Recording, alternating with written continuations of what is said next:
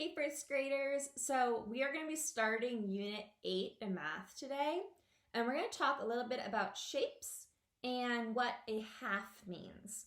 So I have these Thin Mint Girl Scout cookies. They're my absolute favorite. And let's pretend that my mom says to me, my brother, okay, you can share one Girl Scout cookie. And my brother breaks the cookie and he says, okay, here's my piece and here's my little sister's piece. Would that be an even way to share the cookie? No, I'd be pretty disappointed if he got this big piece and I got this little itty bitty piece. This isn't a fair way to share because the cookie wasn't split in half and these parts are not equal. So now, let's say my brother tries to be more fair and he says, okay, let me split this cookie in half. Hopefully I can split it in half nice and even. It's pretty good. And he says, okay, here's my half and here's my little sister's half. Is that more fair? Yeah, because his share and my share are just about the same size. And that means he gets half of the cookie and I get the other half of the cookie. So we're going to start in our math journals on page 155 and do a warm-up before we learn something a little bit new today. So we're going to start with this preview for Unit 8. That's the next unit we're starting today. So the first question, this is on page 155 in your math journal. So make sure to get to page 155 and it will look like this. So the first question, how many corners does this shape have? Now this is tricky. See how these shapes are flat? That means they're two-dimensional, like a flat piece of paper. This shape is three-dimensional, it's 3D. So if this was a real shape, it'd be able to sit up. For example, this block is 3D, but this Post-it is 2D, it's flat. So the difference is that the 3D shape, you can't see all of the parts of it when you look at it. So the part that's dotted is the part behind the shape. If the shape was see-through, you could see all of it just like that. So for this question, we just need to count the corners or the vertices. So this is a vertice. Remember, a vertice is where sides meet. 1, 2, 3, 4, 5 corners. Now draw a polygon with 3 sides. So a polygon is a flat shape.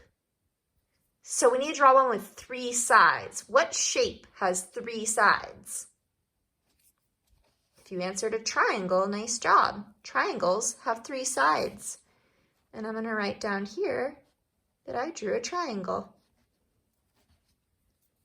All right, draw lines to match the shapes that look alike. So what they mean is which shapes are the same. They might look a little different. For example, this circle and this circle, they're both circles, they're just different sizes. So this shape here has 1, 2, 3, 4, 5, 6 sides. Does one of these shapes have 6 sides? This one down here does. If you turn your head a little bit, it looks just like that. It's a hexagon. All right, this shape here has 1, 2, 3, 4, 5, 6, 7, 8 sides. So which of these 2 remaining shapes has 8 sides? This one right here. That's called an octagon. It starts with the shape it starts with the sound oct, just like an octopus, because octopuses have 8 legs, and an octagon has 8 sides. And lastly, we're going to connect our 2 squares. All right, here's a little practice. It's something we did in the last unit. Write the numbers that are 10 more and 10 less than each number below.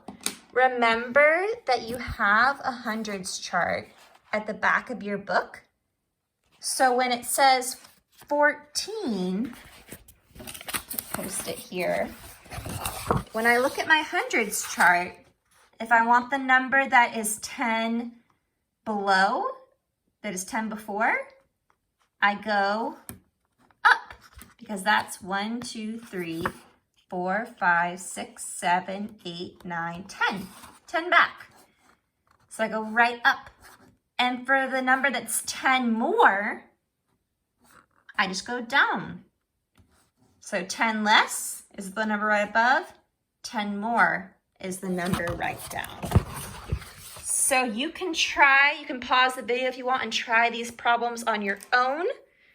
And I'll show you what the answers are.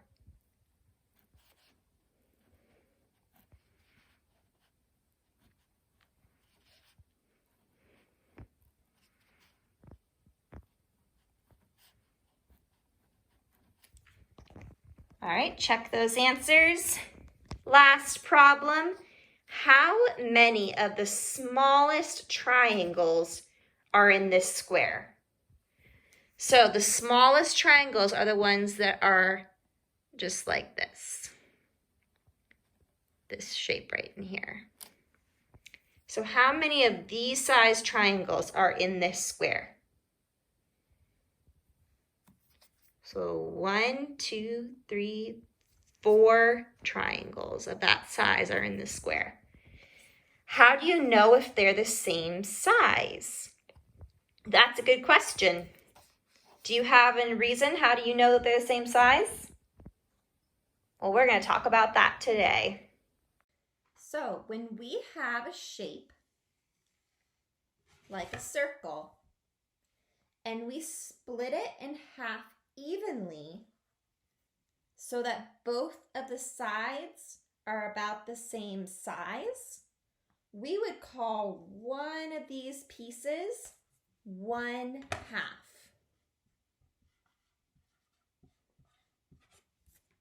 One half. We could also call it 1 share, because that half of the cookie is my share and that half of the cookie is my brother's share.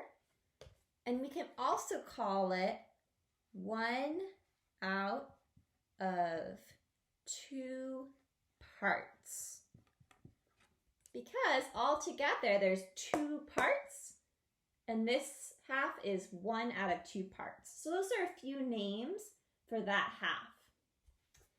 Now, both of the sides, so if I have both parts of the cookie, I could call that 2 halves. And notice here, I'm going to erase the F and change that to a V-E-S. Because when there's an F at the end of a word in English, and you want to have more than one, you want to add that S to make it plural, you need to change the F to V-E. I don't know why English has some funny rules to it though. So 2 halves, 2 shares. If I got both halves of the cookie, I would have 2 shares of the cookie. Or 2 out of 2 parts.